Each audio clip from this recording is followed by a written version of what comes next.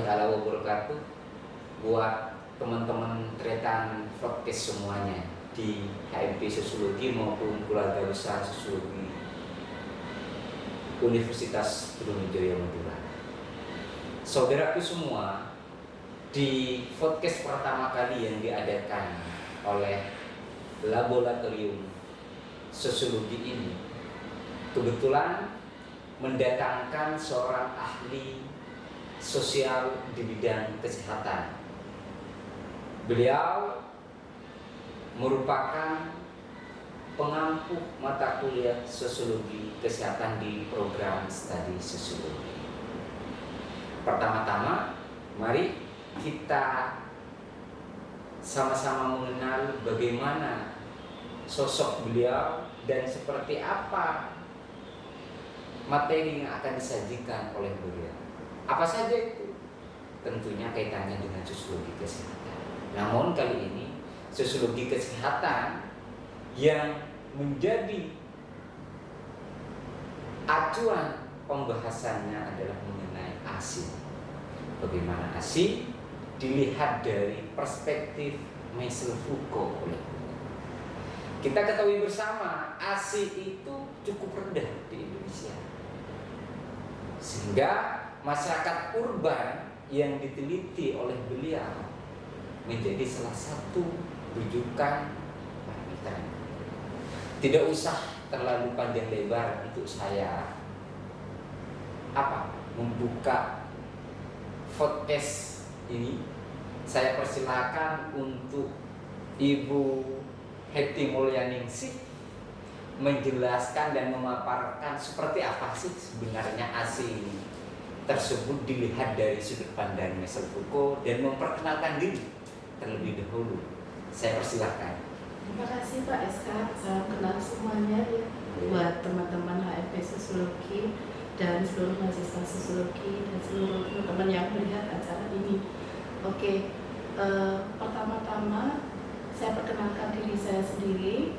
Saya Hetty Mulyaningsih, dosen dari Prodi Sosiologi yang tergabung ya. Yang tergabung ya. Sosiologi. Di program studi sosiologi. Studi sosiologi sejak tahun 2008. Ya, betul. Sudah lama sekali. Dan jangan salah bahwa yang ada di sampingnya Bu Hetty adalah mahasiswanya gitu ya. Mahasiswa saya ini angkatan pertama yang saya ajar. Baik, Pak Iskak, senang sekali sekarang sudah menjadi kolega ya di sosiologi. Kita kenalkan sosiologi ke depan juga ya. Senang sekali bergabung di acara Pak Iskak di sini. Nah, di sosiologi sejak pertama itu Pak Iskak, saya itu satu-satunya dosen sosiologi yang S1-nya sosiologi, S2-nya kesehatan masyarakat. Ya, jadi saya mengambil S1 sosiologi di Universitas Airlangga, kemudian S2 saya lanjutkan di kesehatan masyarakat Airlangga.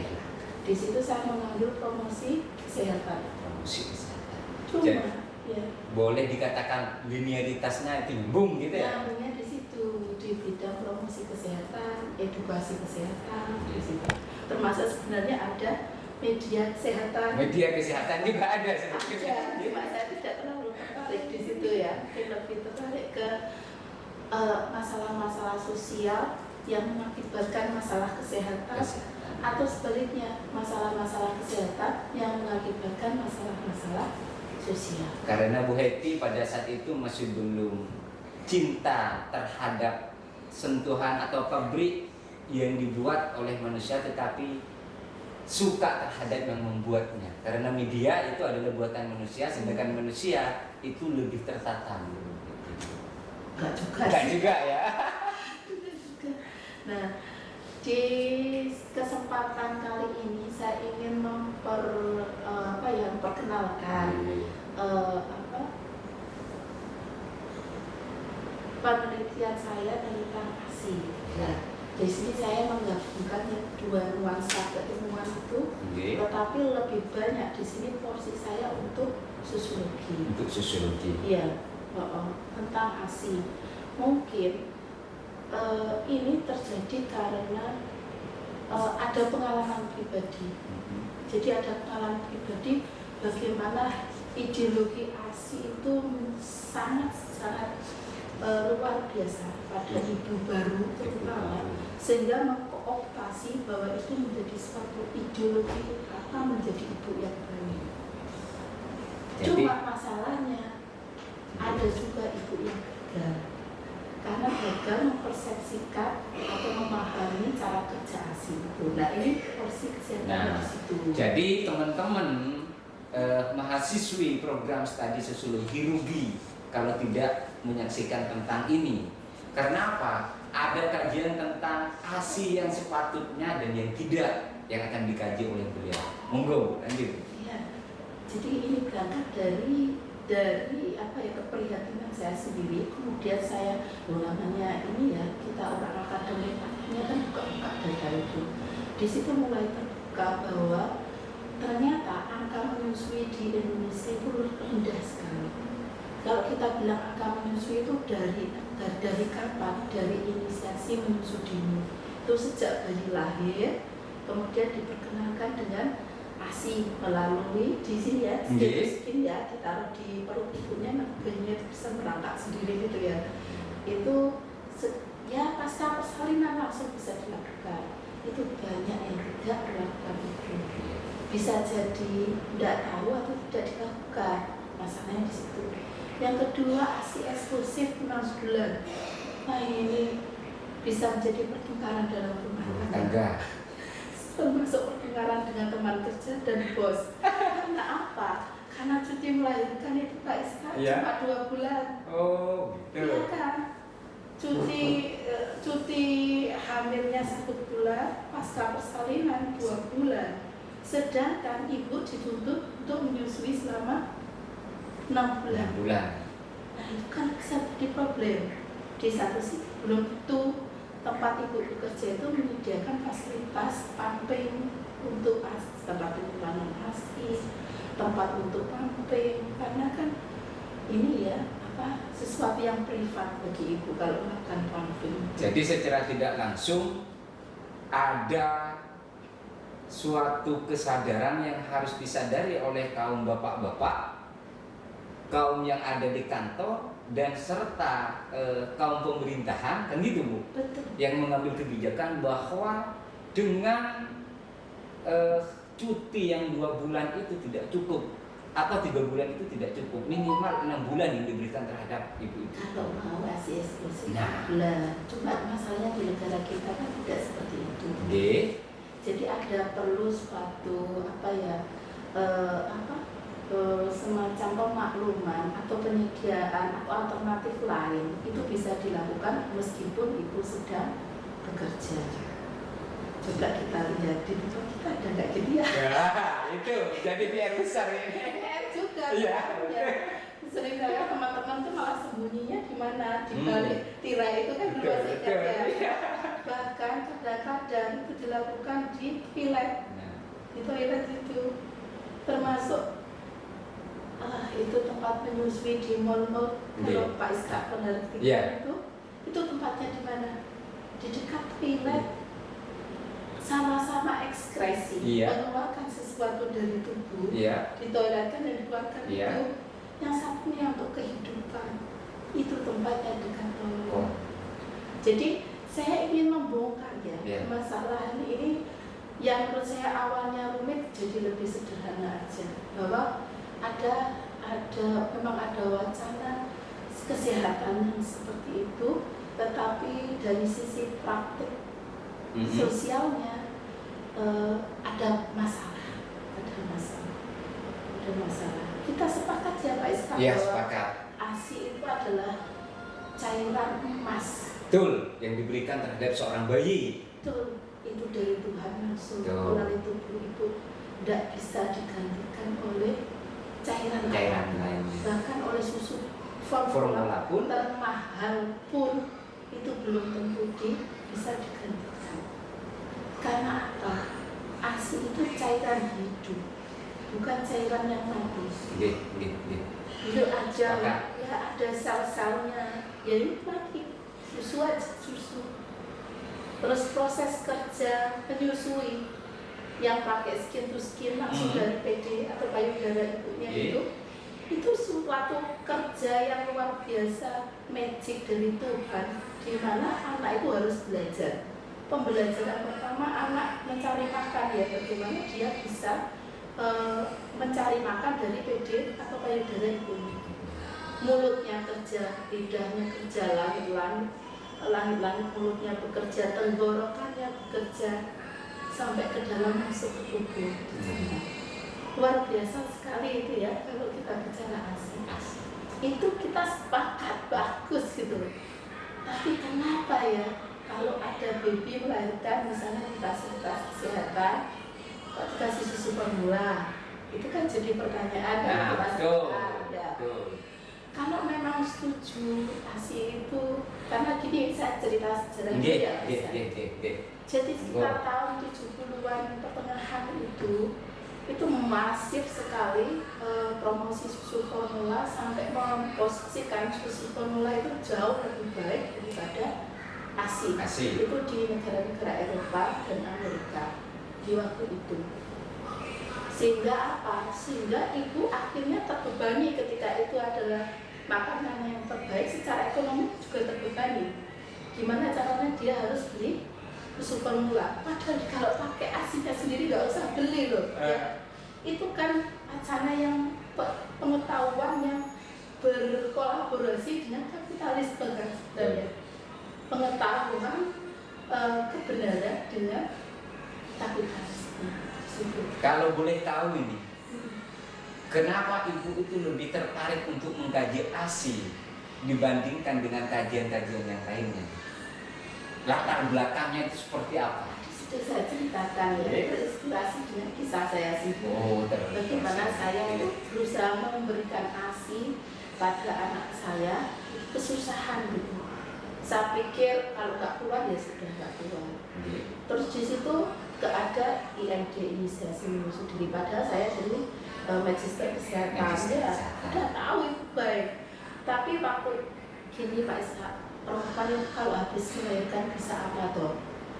Kalau nggak ditolong sama orang-orang di sekitar. Betul. Manusia itu makhluk yang membutuhkan orang lain. Keterbatasan. Iya, kayak sapi melahirkan dia bisa sendiri ya. Gimana. Tapi kalau manusia kan ibunya lemah, bayinya harus ada support di sekeliling. Saya merasa waktu itu tidak ada support di lingkungan, baik di fasilitas kesehatan, tenaga kesehatan maupun di rumah saya sendiri, keluarga gitu ya.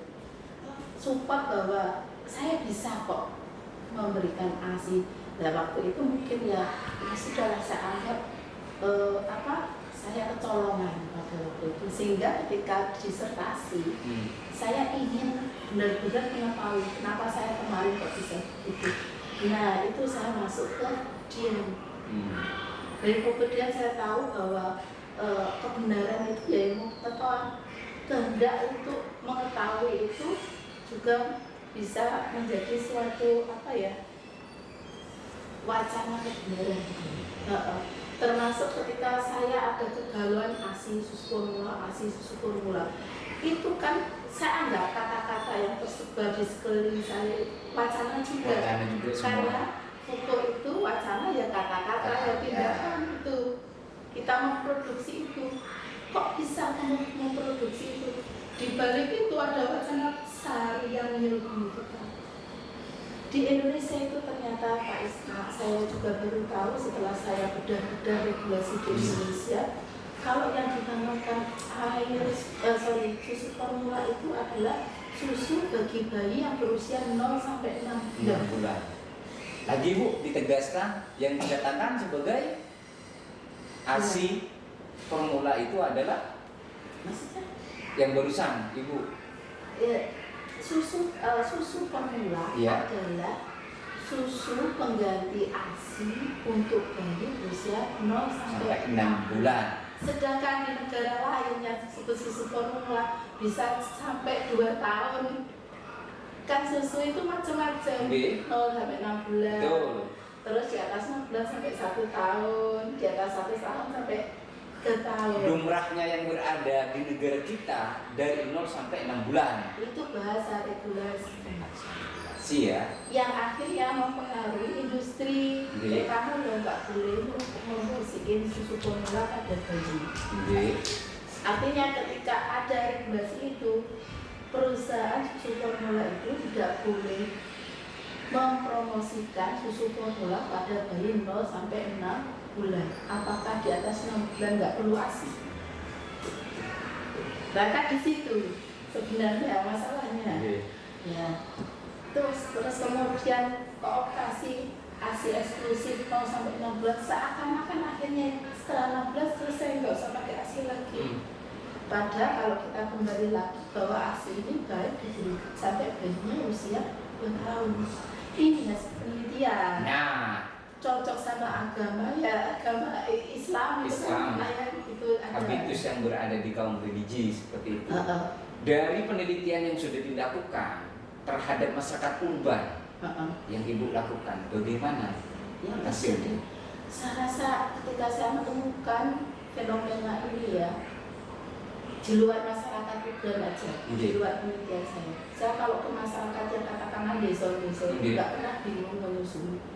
Susu aja, yuk jadi orang tua itu ya nyusui bayinya, akhirnya ibunya dengan mudah menyusui. Gitu.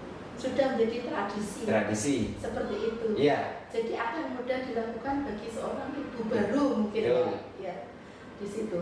Kalau nggak keluar nanti keluar sendiri. Memang begitu, disedot terus hisap terus nanti akan keluar sendiri.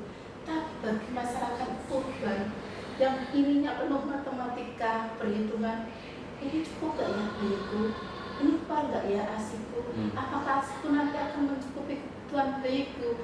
Pertanyaan-pertanyaan seperti itu yang menjajah ibu-ibu, terutama ibu baru, tentang patut gak dia menyusui bayinya? Patut gak asiku untuk mencukupi bayiku?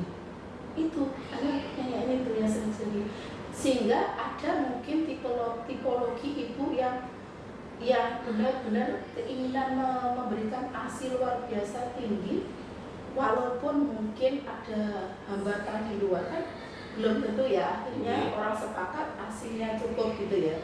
Ada kadang-kadang biasanya nenek disusui terus nanti nggak gemuk-gemuk anaknya gitu, cukup nggak itu ASI-mu itu, kenapa harus begitu?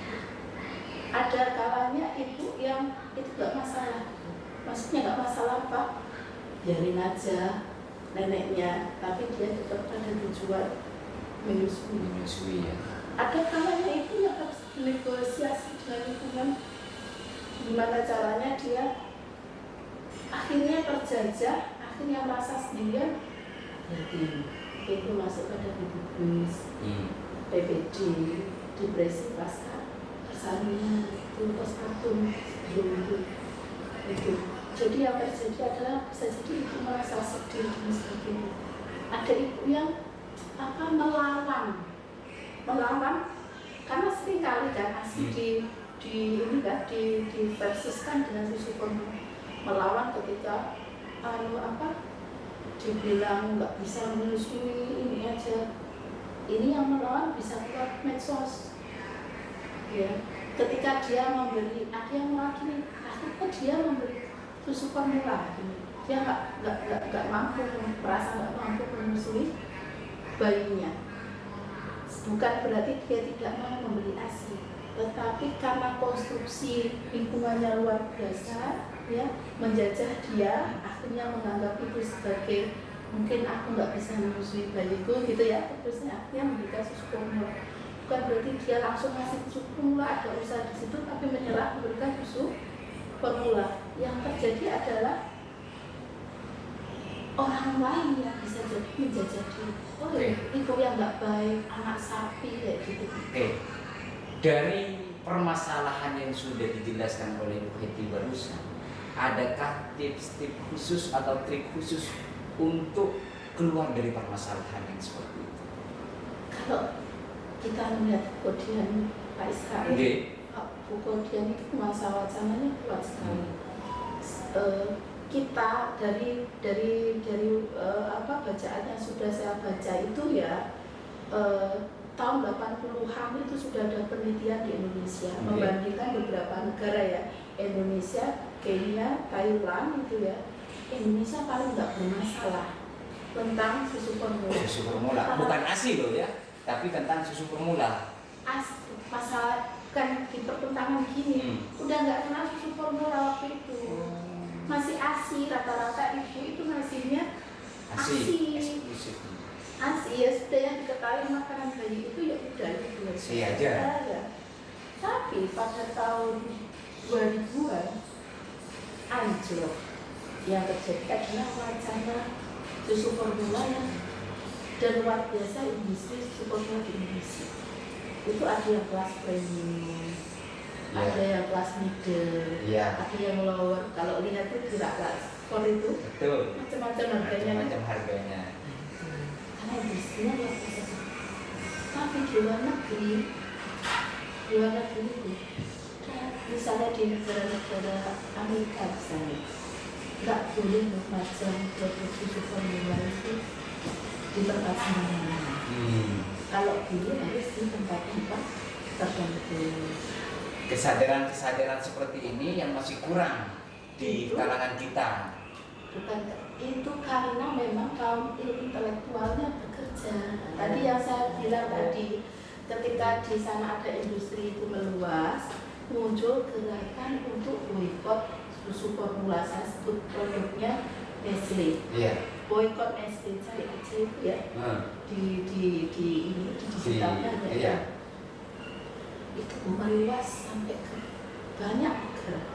Jadi benua Amerika selama waktu beberapa tahun, benua Amerika, benua Australia, benua Eropa, Papua Nugini itu menolak memboikot Nestle. Bayangkan yang itu adalah gerakan yang luar biasa di antara para ibu-ibu dan para pendukung ASI. Itu mereka memboikot. Tujuannya itu apa, Bu? Memboikot agar tidak mempromosikan secara sewenang-wenang kepada ibu melalui medikalisasi susu formula. Impact-nya kemudian apa? Impact-nya adalah ibu merasa dia harus memberikan bayi dan susu formula, bukan ASI-nya sendiri. Yang terjadi itu yang bekerja itu adalah kaum intelektual pro ASI dan komunitas-komunitas pendukung ASI, bisa melalui gereja ataupun gerakan-gerakan perempuan. Di sana terjadi, coba ada cari itu. Akhirnya apa? Hal itu membuat WHO sebagai penyelenggara polisi kesehatannya dunia bikin sidang khusus untuk membahas itu, pertengkaran para orang yang memboikot Nestle dengan perusahaan Nestle.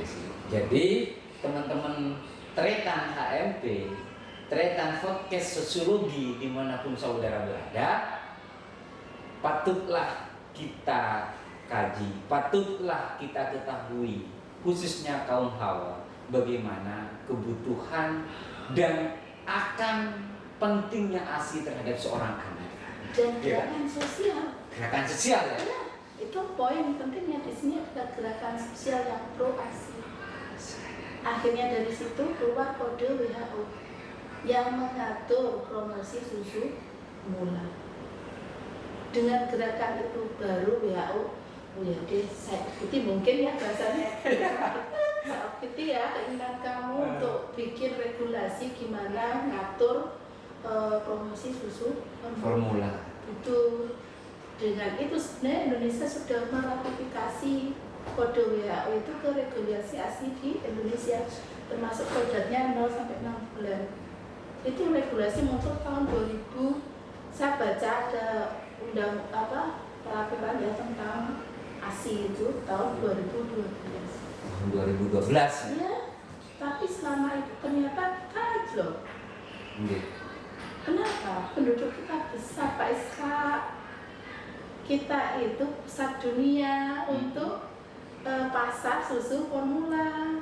Angka kelahiran yang tinggi, masa dibiarkan loh kan? Kalau kita bisa sosiologi kan biasa Masa dibiarkan pasar seperti ini jadi sadar untuk Iya. memberikan aksi pada anaknya gitu loh. Sampai sekarang pun para penggerak ASI minta sama regulasi kencang nggak panjang sama 6 bulan belum. Oke. Tips yang pertama menurut Bu Hetty selaku sosiolog kesehatan, harus ada regulasi yang jelas dari pemerintah mengenai susu formula. Betul. Sedangkan yang kedua, harus ada kesadaran dari pihak mini keluarga atau keluarga kecil terlebih dahulu, begitu pentingnya yang namanya ASI eksklusif itu dibandingkan dengan susu formula. Sebenarnya Kalau boleh ini Bu, memberikan saran, boleh. Sarannya dulu apa? Bagi kaum hawa yang akan melaksanakan atau pasti akan berjumpa dengan yang namanya memberikan ASI. iya, memberikan ASI itu mungkin saya koreksi ya Pak Iya. Isa.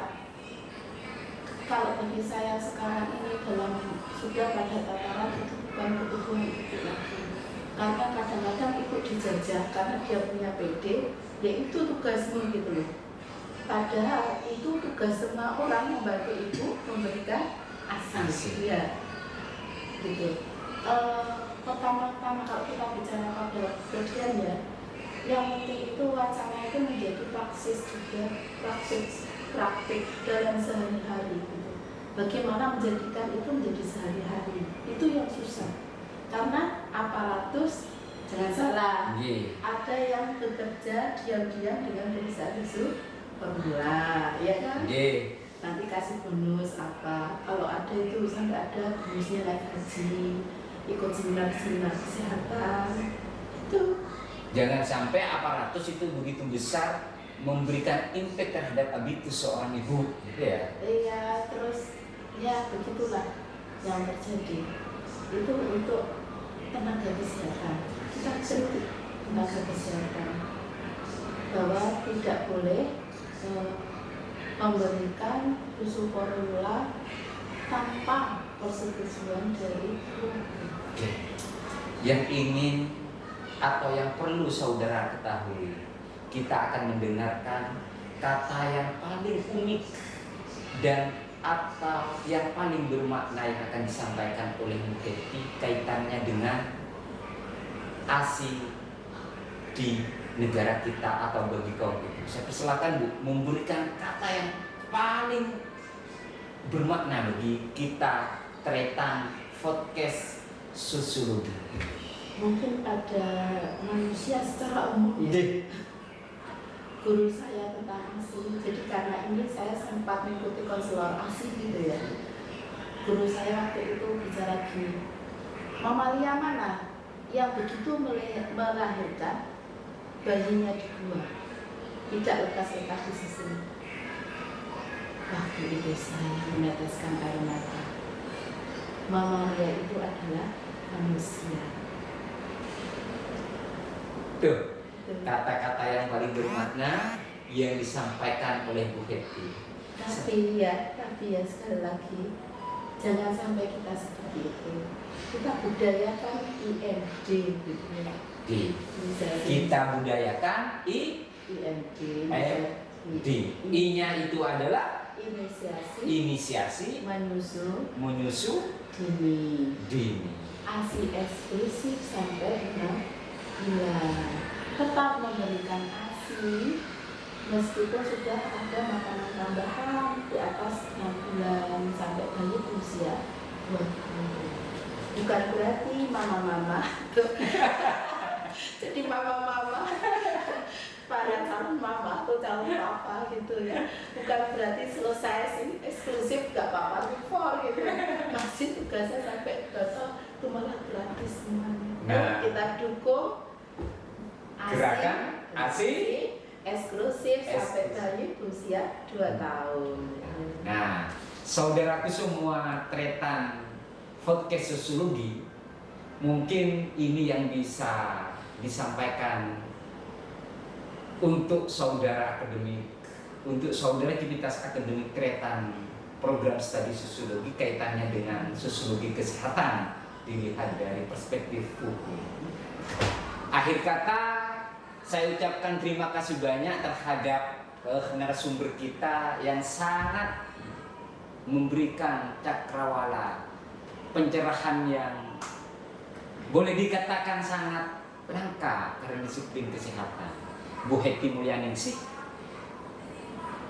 Akhir kata, saya selaku moderator di podcast Tretan Sosiologi ini mengucapkan usikumuna sibitaqullah. Assalamualaikum warahmatullahi wabarakatuh.